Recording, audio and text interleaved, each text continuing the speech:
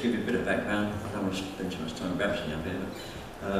In the 60s, there was a young chap who suffered an immense catastrophe at primary school. He was 11 years old, and the school boiler, this in America, the school boiler exploded, and there's a huge fire which he was caught up in. His girlfriend died, I think 15 children died, and he was severely burned. So he spent a lot of time recovering in hospital. His name was Jackson C. Frank. Eventually, after many, many years of wrangling, he ended up in a huge compensation plan, absolutely massive, £100,000 or something in the mid-60s.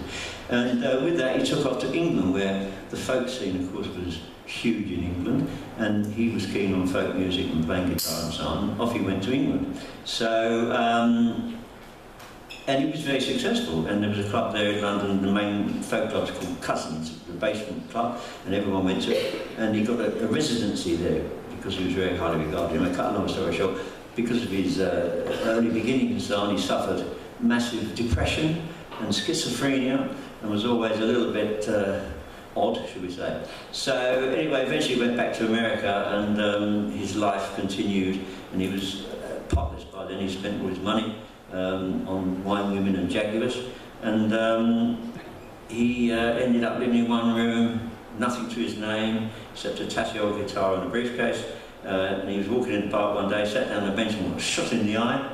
So you can imagine this man has got this terrible depression, and rightly so, because he had a very depressing life. Anyway, he did write some really good songs. Jackson C. Frank, I've given you an introduction. This is one that's called Milk and Honey.